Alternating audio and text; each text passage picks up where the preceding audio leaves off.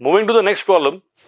अगले सवाल में अगेन हमारे पास दो स्टेटमेंट्स हैं। पहला स्टेटमेंट क्या है, H2O2 can act as both as oxidizing and reducing agent basic medium which is true, right. H2O2 में बेसिकली ऑक्सीजन जो है ये -1 में है, right. This can get oxidized, right, and go to 0, right. This is oxidation of H2O2 and this H2O2 can get reduced and go to H2O wherein oxygen -2 में। तो जब H2O2 oxidise होगा तो यहां पे it will behave as a reducing agent। अगर खुद oxidise हो रहा है तो सामने वाले को रिड्यूस करेगा, और खुद अगर रिड्यूस हो रहा है it will going to act as an oxidizing agent, right। तो statement 1 is true and statement number 2 के बारे में बात करें, in hydrogen economy, right, energy is stored in the form of dihydrogen, obviously true because hydrogen economy में we are moving towards clean fuels and hydrogen is the basis of those clean fuels। hydrogen को हम react कराते हैं oxygen से, it's a heavily exothermic reaction, lots of energy released, right, and together they combine and form H2 which does not create any pollution, right, pure water। so this is true, factual statement है कि hydrogen के form में हम hydrogen economy के बारे में चर्चा करते हैं। तो one is also true and statement 1 is also true and statement 2 is also true, so both of these are true, so it is third option। moving to the next problem, again ये inorganic chemistry का सवाल है, इसमें हमें याद होना चाहिए चीजें क्या क्या है। सबसे पहले हाइपोफॉस्फोरस एसिड, तो hypophosphorous acid is H3PO2, right। then we have orthophosphoric acid, right gentlemen, so orthophosphoric acid is H3PO4,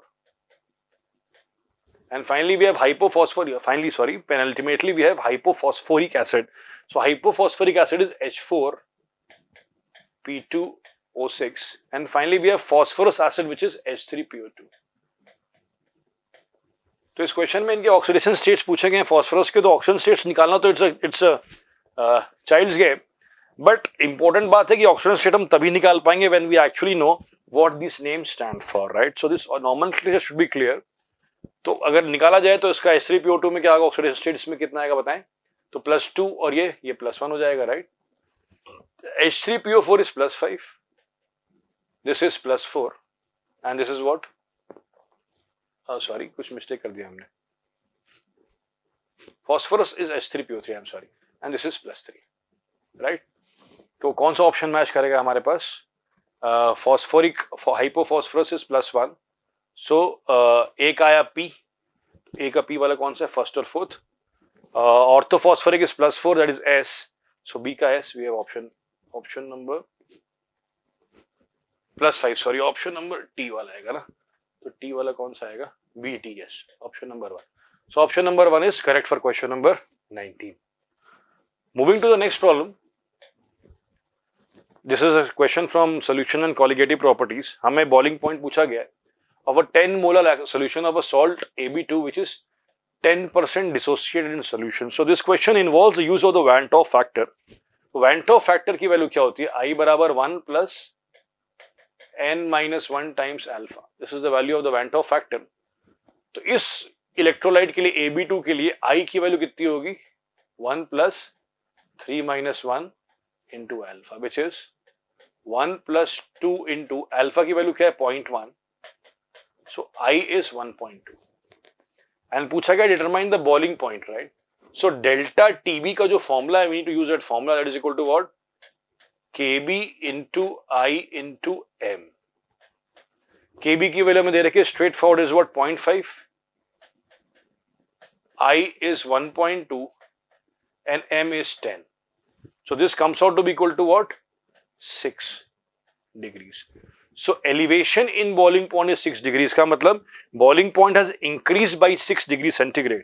तो हमसे पूछा गया है नया boiling point पूछा गया, elevation नहीं पूछा गया है। तो aqueous solution है, राइट, तो पानी का नॉर्मल boiling point कितना होता है, 100 डिग्री सेंटीग्रेड, और एलिवेशन कितना है, 6 डिग्री, तो 100 डिग्री का 6 डिग्री एलिवेशन करेंगे तो नया boiling point will be equal to what, 106 degrees centigrade। This was question number 20, gentlemen। Moving to the next problem, right? This is a problem from ionic equilibria and specifically from salts and solubility। तो हमें दो salts दे रखे हैं AX2 और BX, और दोनों का KSP value same है, राइट। और पूछा गया है what is the ratio of the solubilities, right. तो अगर हम AX2 को देखें, AX2 सॉलिड, इससे हमें मिलेगा A+2 और 2x माइनस, राइट। ठीक है, तो इसका सॉलिबिलिटी अगर ये S है तो ये क्या हो जाएगा 2S। So I can say that, इसको मानते हैं S1 और ये S1, तो S1 इंटू 2S1 का square is equal to KSP, right. This is for AX2। Similarly इसका वैल्यू भी निकाल लो, क्या, इससे डायरेक्टली वैल्यू निकाल लो, क्या हो जाएगा, this is what 4S1 cube is equal to 4 into 10 की पावर -12। तो 4 से गया 4, तो S1 की वैल्यू आई 10 की power -4, right, because S1 cube is 10 power -12, तो S1 इज 10 पावर -4।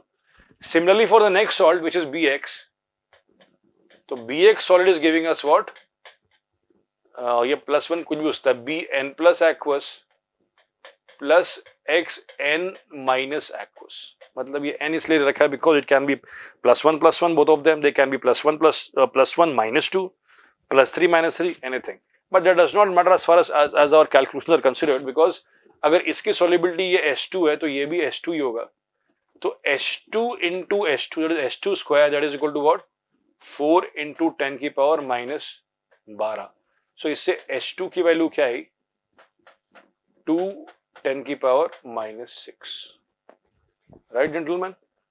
पूछा क्या गया है, डिटरमाइन सॉलिबिलिटी ऑफ AX2, मतलब AX2 is what, this is S1, right, and this is H2। So we need to find out the value of S1 by H2, right, ये पूछा है ना। सो S1 here is 10 power -4, so this is 10 power -4 divide by H2 की value क्या है 2 10 power -6, so this becomes equal to what 10 power 2 divided by 2, which is 50, which is our answer. So this is question number 21, right?